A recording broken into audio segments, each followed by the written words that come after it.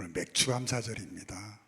맥주절에 관한 말씀을 준비하지 않고 복음 설교를 하려고 준비를 했습니다. 아담 이후에 인류는 죄 문제와 싸워왔습니다. 죄 때문에 고통받고, 죄 때문에 어려워지고, 그리고 죄 때문에 결국 사망이 왔습니다. 인류는 이 죄 문제를 해결하지 않으면 안 되는 거지요. 이 죄 문제를 해결하지 못하면 죽음의 문제를 해결할 수 없고, 그 이후에 심판의 문제를 해결할 길이 없는 것입니다. 성경은 모든 사람은 죄인이다 라고 정의를 하고 있습니다. 죄 없는 사람이 없다는 거지요. 노방전도를 다니면서 만나는 사람들에게 물었던 첫 질문이 있습니다. 좀 건방진 것 같기도 하고 황당하게 느낄 수도 있고 무례한 질문처럼 보일 수도 있는 건데요, 선생님, 죄가 있습니까? 라고 하는 질문이었어요. 처음 만나는 사람, 그 사람에게 당신 죄 있습니까? 라고 묻는 게 이게 그냥 쉬운 질문은 아니지요. 그런데 젊은 사람이든 나이 많은 어른이든 또 인상이 좀 험하게 생긴 분이든 순하게 생긴 분이든 누구든지 선생님 죄가 있습니까? 라고 물으면 한 사람도 예외 없이 죄 없는 사람이 어디 있습니까? 다 죄인이지요 라고 하는 대답을 합니다. 그렇습니다. 사람은 누구나 다 죄인입니다. 로마서 3장 23절에 그렇게 정의합니다. 모든 사람이 죄를 범하였음에 하나님의 영광에 이르지 못하더니 그랬습니다. 모든 사람이 죄를 지었다는 거예요. 예외 없이 죄 없는 사람이 하나도 없다는 것입니다. 근데 여러분, 문제가 있습니다. 죄의 싹은 사망이라고 하는 정의입니다. 모든 사람이 다 죄를 지었는데 그 죄의 싹은, 그 죄의 결국은 사망이라고 하는 것입니다. 여러분, 이 사망이라는 단어를 한문으로 쓰면 죽을 사자에 망할 망자를 씁니다. 죽음으로 망했다는 겁니다. 여러분, 모든 사람이 죄인이고 그 죄의 결국은 사망인데, 그 사망은 한문을 풀이해 보면 죽음으로 망하는 것이 사망입니다. 여러분, 2023년에 우리나라에 35만 2,700명이 죽었답니다. 35만 2,700명이 한 해 동안 우리나라에서 죽었습니다. 근데 그 중에 약 75%가 요양병원이나 또는 요양원 또는 병원에서 세상을 떠났고, 약 25%가 그 중에 약 20%는 사고나 또는 이런 어떤 특별한 일들로 인해서 세상을 떠납니다. 교통사고로 세상을 떠나기도 하고, 또 물로 세상을 떠나기도 하고, 급작스러운 심장마비나 이런 것들로 세상을 떠나기도 하고, 이렇게 사고로 세상을 떠난 사람이 한 20% 정도가 된답니다. 어제는 35만 7천 명 넘는 사람들이 한 해에 죽었습니다. 사람은 누구나 다 죽습니다. 여러분, 우리는 다 지금 멀쩡히 살아있는 것 같지만 실제로는 사형 선고를 받고 사는 사람과 다를 바가 없습니다. 언젠가는 죽을 겁니다. 여러분, 지난 세월을 돌이켜보면 엊그제 같은데 세월이 이렇게 갔습니다. 지나면서 생각해보면 세월처럼 빠른 게 없는 것 같습니다. 왜 그렇게 빨리 지나가는지 모르겠습니다. 60대가 넘어서서는 세월이 날아가는 게 되지도 않습니다. 눈 한 번 감았다 뜨면 한 해가 가는 것 같습니다. 제 나이가 그렇게 많은 나이도 아닌데 제 친구들을 보니까 반쯤이 세상을 떠났습니다. 아니, 나 깜짝 놀랐습니다. 오늘 말씀을 준비하면서 제 친구들을 이렇게 살펴봤는데 거의 반이 세상을 떠났습니다. 여러분, 우리나라 남성 평균 수명이요 거의 한 80 가까이 된다 그러는데, 여러분, 80을 넘겨 사는 사람과 그렇지 못한 제 친구들이 더 일찍 떠났는지도 모르겠지만 어쨌든 그렇게 많이 떠났습니다. 영원히 사는 사람은 없습니다. 조금 일찍 가고 조금 늦게 가는 차이는 있을 뿐, 여러분, 이 땅에 영원히 살 사람은 하나도 없습니다. 제가 예언가는 아니지만 단언컨대 여기 100년 뒤에 살아있을 사람이 한 명도 없습니다. 100년 세월이 긴 것 같아도요, 지난 세월을 놓고 보니까 한 줌밖에 안 되는 세월이 100년입니다. 그런데 여러분, 사람들이 가지고 있는 죽음에 대한 오해가 있습니다. 그 오해는 죽으면 모든 것이 끝난다라고 하는 생각입니다. 죽으면, 그 죽음을 맞이하게 되면 모든 것이 없는 상태로, 무의 상태로 돌아간다라고 하는 생각입니다. 여러분, 한편 그렇게 생각하면 죽음은 굉장히 허망한 것 같습니다. 근데 여러분, 또 한편 달리 생각해 보면 죽음으로 모든 것이 끝나고 다 사라져버리고 마는 것이라면 그것도 또한 다행스러운 일이 될 수도 있겠다 하는 생각을 해보는 겁니다. 여러분, 그러나 분명한 것은 죽음은 끝이 아니고 새로운 시작임을 우리는 알고 있습니다. 여러분, 세상의 일반적인 사람들이 죽음은 끝이라고 생각할지 모르지만 우리 성도들이 알고 있는 분명한 지식은, 예수 믿는 성도가 가지고 있는 놀라운 지식 중에 하나는 죽음은 끝이 아니라고 하는 것입니다. 죽음은 새로운 삶의 시작점일 뿐입니다. 그 새로운 삶의 시작은 두 가지로 나뉘어집니다. 하나는 천당의 삶이고 하나는 지옥의 삶입니다. 여러분, 만약 우리가 천당에 갈 수 있다면, 그리고 지옥에 가지 않고 죽음 이후의 삶을 시작할 수 있다면 그건 성공한 인생이 될 겁니다. 그러나 만약 세상에서 어떤 부귀영화를 누리며 살았다 할지라도 죽음 이후의 삶이 지옥이라면 그 인생은 가련하고 불쌍한 인생일 수밖에 없습니다.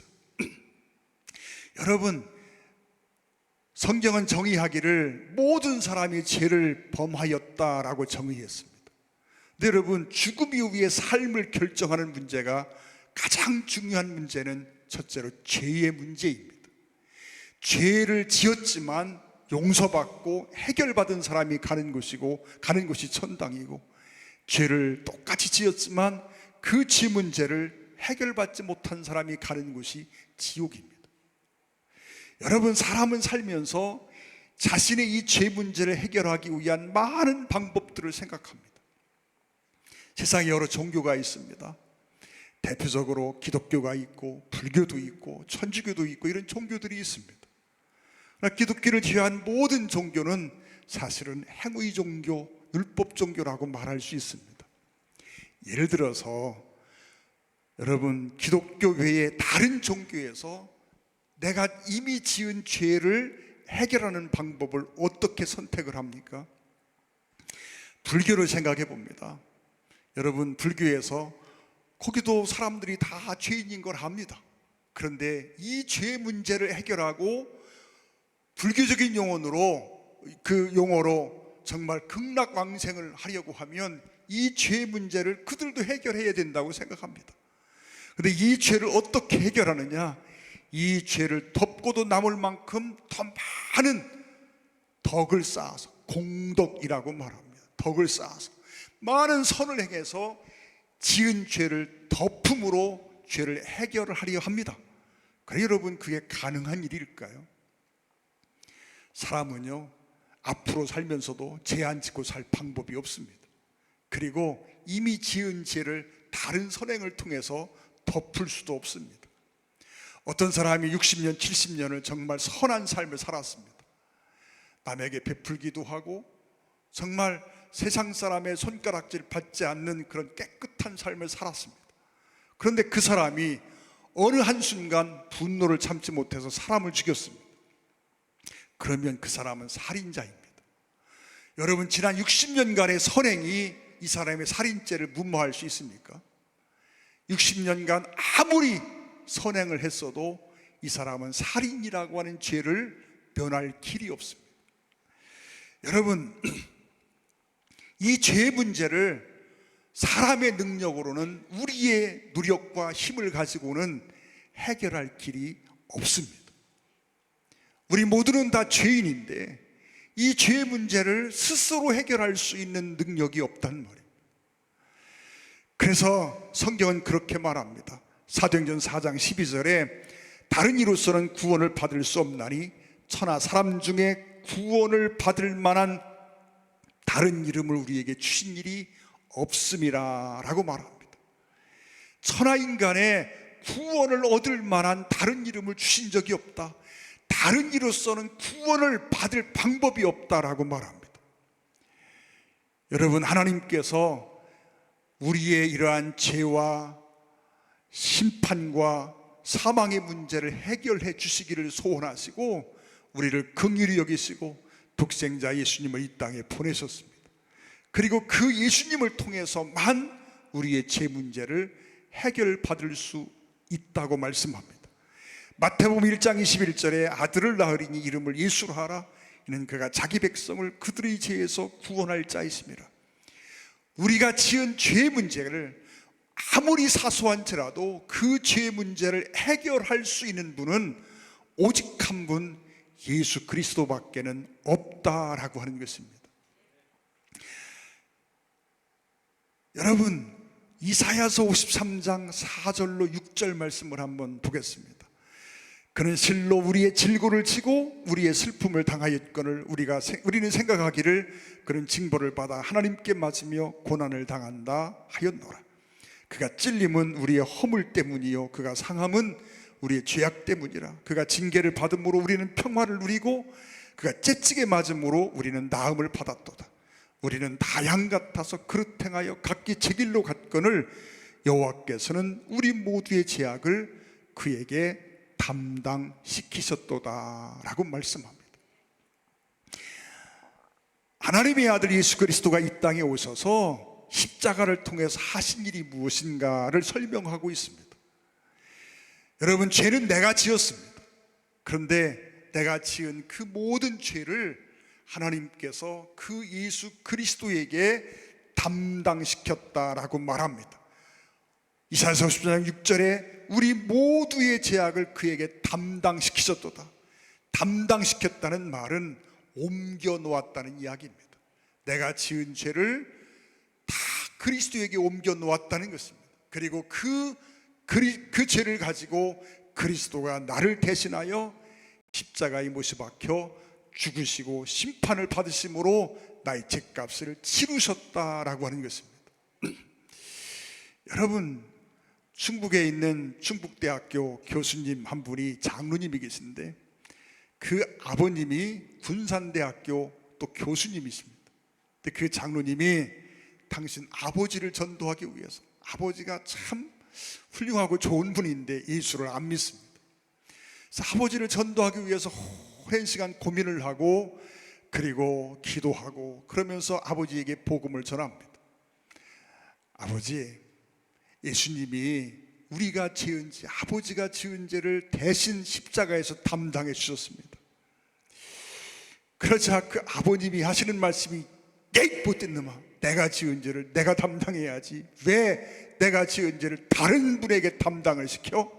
하고 아들을 호를 내켰습니다. 여러분, 도덕적으로 그게 맞는 말이지요. 내가 지은 죄 내가 담당해야 되지 않겠습니까? 그런데 여러분, 아버지와 아들이라면 다릅니다. 아버지는요, 아들의 죄를 담당할 마음이 있습니다. 세상 누구도 내 죄를 대신 담당해 주지 않겠지만 여러분, 부모는 할 수 있다면 자식의 죄를 담당합니다. 하나님은 우리를 사랑하십니다. 그 사랑으로 우리가 죄 때문에 정말 죽음에 이르고 심판받고 영원한 멸망에 처하는 것을 볼 수 없습니다.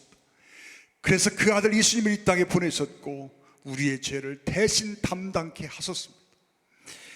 여러분, 세상에 어리석은 자라는 표현이 있습니다. 성경의 어리석은 자와 세상의 어리석은 자는 좀 다릅니다. 세상에서 어리석은 자는 좀 어리숙하고 모자라고 아마 그런 사람을 어리석은 자라고 말할 겁니다. 여러분, 성경에서 어리석은 자는 어떤 사람이냐? 시편 14편 1절에 그렇게 말합니다. 어리석은 자는 그 마음에 이르기를 하나님이 없다 하는도다. 하나님이 없다라고 하는 것이 어리석은 자라는 것입니다. 하나님을 없다고 믿는 것이 가장 어리석은 일이라는 것입니다. 그 전에 드렸던 예화가 생각납니다. 러시아 혁명 당시 공산당 간부가 크리스찬들을 잡아다 쭉 모아놓고 일장 연설을 합니다. 너희 중에 신이 보이는 자가 있느냐? 그러니 아무도 대답을 하지 않습니다. 보인다는 사람이 없습니다. 신이 안 보이지? 예, 안 보입니다. 그러므로 신은 없다 라고 이야기합니다. 그러자 그 중에 한 사람이 뛰어나가더니 그 공산당 간부의 머리를 가리키면서 사람들에게 외쳤습니다. 여러분, 이 사람 머릿속에 그 해골이 보입니까? 그러니까 안 보입니다. 그러니 이 크리스찬이 미치기를 이 사람의 해골이 보이지 않으므로 고로 이 사람은 골빈 사람입니다 라고 말하더랍니다. 여러분, 하나님의 존재를 부정하고 세상을 이해할 수는 없습니다. 철학을 이야기할 때 철학과 신앙은 전혀 별개의 것처럼 느껴집니다. 제가 종교 철학을 공부한 적이 있습니다. 여러분, 철학의 시작은요, 신의 존재를 인정하는 것으로부터 시작합니다. 철학에서 말하는 제1원인이라는 게 있습니다. 여러분, 세상의 존재는 다 원인이 있다는 겁니다. 우리가 이 세상에 존재하는 것도 원인이 있습니다. 나를 낳아주신 부모님이 계십니다.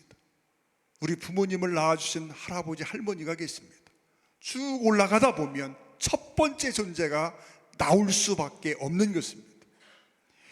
여러분, 세상은 그걸 진화론적으로 설명하려 합니다. 여러분, 진화론의 허구를 우리가 너무너무 잘 알고 있습니다. 스티븐 호킹이라는 분이 우주의 생성원리를 이야기하면서 우주 폭발설을 이야기합니다. 여러분, 우주가 폭발해서 다 흩어져 가지고 생겼다라고 가정을 해도 여러분, 이 우주는 우리가 차고 있는 이 시계보다 1000배 만배 정확한 질서를 가지고 있습니다. 이 엄청난 질서를 우연히 생겼다고 말하는 것이 얼마나 엄청난 믿음이 필요한 일인지 아십니까? 하나님의 존재를 인정하는 것보다 10배, 100배, 1000배의 믿음이 없이는 그걸 여러분 인정할 수가 없는 것이죠. 여러분, 모든 것에는 존재의 제1원인이 있습니다. 철학은 그 제1원인을 신이라고 말합니다. 여러분, 하나님의 존재는 우리가 인정하고 인정하지 않고를 떠나서 있을 수밖에 없는 존재입니다. 또 크리스찬은 신앙생활을 통해서 하나님의 임재를 체험하고 만나고 주의 음성을 들음으로 하나님을 경험하지만 그렇지 않다 하더라도 우리는 하나님의 존재를 부정할 수 없는 수많은 증거를 이 땅에 가지고 있습니다. 여러분, 그래서 어리석은 자는 그 마음에 이르기를 하나님이 없다 하는 자가 어리석은 자라는 것입니다. 시편 4절에 악인은 그의 교만한 얼굴로 말하기를 여호와께서 이를 감찰하지 아니하신다 하며 그의 모든 사상에 하나님이 없다 하나이다. 그의 모든 사상에 하나님이 없다 하나이다. 여러분, 하나님이 안 계시다고 우리가 아무리 부정해도 하나님은 계십니다. 여러분, 그 하나님이 우리의 인생을 살피시고 또 그 하나님이 우리의 모든 삶을 기록하신다는 사실도 우리는 알아야 합니다. 하나님은 살아계십니다. 그리고 그 살아계신 하나님이 저와 여러분을 긍휼히 여기시고 우리를 죄와 사망과 심판에서 구원하기 위해서 그 아들 예수님을 이 땅에 보내주셨습니다. 여러분, 생명을 잃어버리면 우리가 살아가는데 어떤 의미가 있을까요? 만약 우리가 죽음이 아까 말씀드린 것처럼 사람들이 가지고 있는 오해와 같이 죽음이 모든 것의 끝이고 죽음으로 모든 것이 다 소멸되고 만다고 하면 여러분, 죽음을 그렇게 두려워할 필요도 없습니다. 그리고 어쩌면 인생의 그 복잡한 문제들의 가장 완벽한 해결책이 죽음일 수도 있습니다. 죽음으로 모든 것이 다 사라진다면 어쩌면 죽음은 어떤 사람에게 축하할 수 있는 여러분 그런 소재가 될 수도 있습니다. 그러나 여러분, 죽음은 결코 끝이 아님을 우리는 알아야 합니다.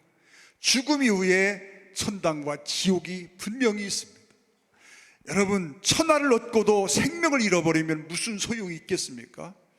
우리가 이 땅에서 아무리 부귀영화를 누렸어도 여러분, 죽음 이후에 우리의 삶이 지옥이라면 그 영원한 삶을 살아야 되는데 그것은 정말 망하는 일이고 그것은 정말 불쌍한 일이 아닐 수가 없습니다. 사랑하는 여러분, 죽음 이후에 나는 분명히 하나님의 나라에 갈 수 있다고 하는 확신을 가지고 살아가고 있습니까? 이 하나님의 나라는 말씀드린 것처럼 우리가 지었던 그 죄 문제를 해결하지 않고는 갈 수가 없는 나라가 하나님의 나라고 천국입니다. 여러분, 우리가 세상에서 아무리 높은 지위를 가지고 있고 아무리 많은 돈을 벌고 아무리 높은 또 세상이 부러워하는 그런 것들을 소유하고 산다 할지라도 만약 우리가 구원을 받지 못했다면 죽음은 그야말로 사망입니다. 죽음으로 망하는 것입니다. 사랑하는 성도 여러분, 우리는 이 사망의 어떤 올무를 벗어야 합니다. 이 죽음으로 망하는 것을 우리는 해결하고 살아야 합니다. 우리가 살아가면서 시급히 여기는 것들이 참 많이 있습니다. 근데 여러분, 정말 급한 일이 무엇일까요? 오늘 내가 세상을 떠나도 나는 나의 죄 문제를 해결받고 하나님 나라에 갈 수 있는 완벽한 준비를 갖추는 것입니다. 얼마 전에 우리가 화성 아리셀 공장의 사고 소식을 들었습니다.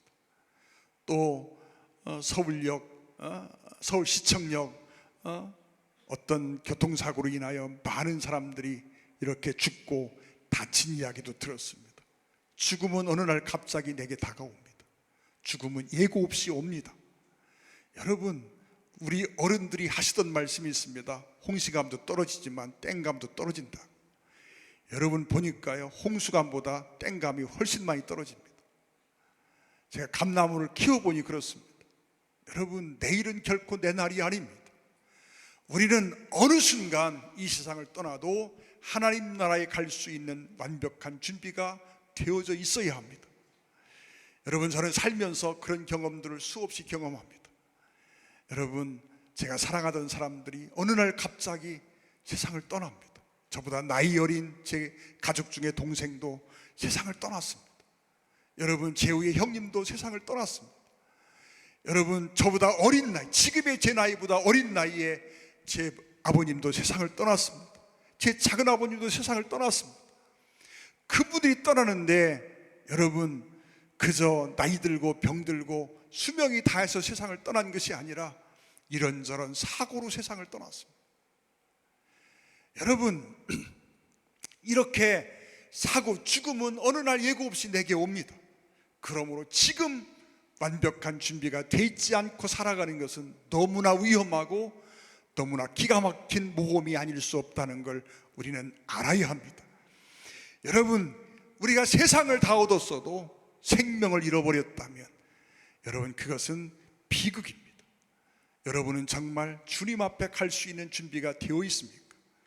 그 주님 앞에 가는 준비는 내 힘을 가지고는 불가능합니다. 내 능력을 가지고는 할 수가 없습니다. 이 죄 문제를 해결할 수 있는 길은 오직 예수 그리스도의 십자가의 구속의 은혜밖에 없다는 걸 우리는 알고 있습니다. 여러분, 시편 31편 1절에 32편 1절에 그렇게 말합니다. 허물의 사함을 받고 자신의 죄가 가려진 자는 복이 있도다 라고 말합니다. 여러분, 세상에 부러울 것이 없는 부유한 사람들이 많이 있습니다. 근데 크리스찬들이 바라보면서 그가 예수 믿지 않는 것 때문에 마음 아파하고 불쌍히 여기고 안타깝게 생각합니다. 여러분, 그들의 입장에서 그 모습을 보면 한심하기 짝이 없을 겁니다. 세상에, 아니 저 가난뱅이가, 아니 저렇게 삶의 고통당하고 어려움을 겪는 사람이 나를 불쌍히 여긴다, 이해가 가는 일이 아니지요. 그러나 여러분, 그것은 당연하지만 여러분, 우리는 정말 예수 믿지 않은 그 영혼을 볼 때마다 마음이 아프고 안타깝고 여러분, 그 영혼이 불쌍할 수밖에 없습니다. 여러분, 우리는 우리의 죄를 해결하고 살아야 합니다. 지금 우리는 그리스도 안에서 주님이 주신 십자가의 은혜 속에서 지금 나의 죄의 문제가 해결되었음을 믿고 살아야 합니다. 그걸 확인하고 살아야 합니다. 여러분, 우리의 죄는 가림을 받아야 된다라고 말합니다. 하늘나라는 죄가 없는 나라이며 죄인은 그 나라를 기업으로 받을 수가 없습니다. 여러분, 읽었던 32편 1절 말씀에 허물의 사함을 받고 자신의 죄가 가려진 자는 복이 있다라고 말합니다. 우리는 다 죄를 지었습니다. 그런데 그 죄를 우리 주님이 십자가를 통해서 대신 담당해 주시고 당신의 보혈로 우리의 모든 죄값을 다 덮어버리셨습니다. 가리우셨다라고 하는 이야기입니다. 이게 허물, 죄가 가리워진 자라고 하는 표현입니다. 사랑하는 성도 여러분, 내일을 신뢰하지 마십시오. 우리는 내일을 준비하며 살아가는 사람들이지만 여러분, 내일을 장담할 수 있는 사람은 이 땅에 아무도 없습니다. 화성 아리셀 사고를 보거나 서울 시청역 앞에 사고를 보거나 이런 일들을 보면서 우리가 깨닫는 것이 그것입니다. 내일은 결코 우리가 확신할 수 있는 날이 아니라는 것입니다. 지금 완벽한 죽음 준비를 해야 합니다. 지금 우리의 죄 문제가 해결받아야 합니다. 여러분, 우리는 다 죄가 있지요. 그 죄는 내 힘으로 해결 못합니다.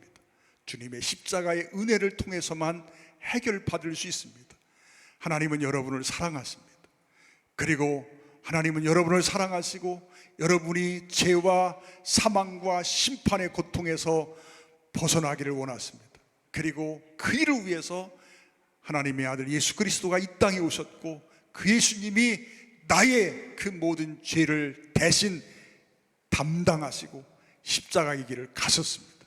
십자가에선 죄는 내가 지었지만 그분이 매를 맞고 그분이 죽임을 당하시고 그분이 우리의 모든 죄값을 대신하여 십자가에서 그 모진 고난을 감내하셨습니다. 그것을 통해서 우리의 죄 문제를 해결하시고 사망의 문제를 해결하시고 심판의 문제를 해결하십니다. 사랑하는 성도 여러분, 그 주님을 만나게 되시기를 주의 이름으로 축원을 드립니다. 로마서 6장 23절에 그렇게 말합니다. 제 삭은 사망이요 하나님의 은사는 우리 주 그리스도 안에 있는 영생이니라. 제 삭은 사망이지만 하나님의 은사는 그리스도 예수 안에 있는 영생이라고 말합니다. 하나님은 여러분을 사랑하십니다. 여러분이 죄 가운데 멸망받기를 결코 원치 않으십니다. 여러분, 그 주님의 사랑을 깨달으시고 그 주님의 사랑을 정말 여러분의 것으로 받아들이시고 주님의 십자가의 죽음이 다른 누구를 위한 죽음이 아니라 나의 죄를 위한 죽음이라고 하는 사실, 나를 구원하기 위한 죽음이라는 사실을 믿으시고 주님을 여러분의 심령 안에 주로 영접하는 그런 시간들이 되시기를 주의 이름으로 축원을 드립니다. 기도하겠습니다. 사랑하는 아버지 하나님, 우리가 하루하루 살아가면서 늘 생각합니다. 죄 문제를 해결하지 못하고 사는 것이 얼마나 위험한 일인지를 생각합니다. 이 땅의 수많은 사람들이 이 사실을 깨닫지 못하고 죽음 이후에 정말 새로운 삶이 있음을 깨닫지 못하고 그날을 준비하지 않고 사는 모습들을 보게 됩니다. 우리가 노년의 안정과 노년의 어떤 풍요를 위해서 미리미리 준비하고 애쓰고 노력하지만 그러나 영혼을 준비할 줄 모르는 어리석음이 있음을 또한 보게 됩니다. 깨닫게 하여 주시옵소서. 우리 인생이 70, 80으로 끝이 나는 것이 아니라 그 사망이 끝이 아니고 새로운 시작임을 깨닫게 하여 주시옵소서. 그 새로운 시작에 그리스도의 십자가를 통하지 않고는 우리가 천국의 삶을 가질 수 없다는 사실도 깨닫게 하여 주시옵소서. 아버지 하나님, 이 자리에 있는 우리 모든 성도에게 분명하고 확고한 구원의 믿음이 있게 하여 주시옵소서. 처음 교회를 찾은 성도들에게도 함께 해주셔서 저들의 마음속에 그리스도를 통한 구속의 은혜가 분명히 깨달아지고 믿어지고 예수님을 구주로 영접하는 놀라운 역사가 있게 하여 주시옵소서. 우리 주 예수님의 이름으로 간절히 기도 올리옵나이다. 아멘.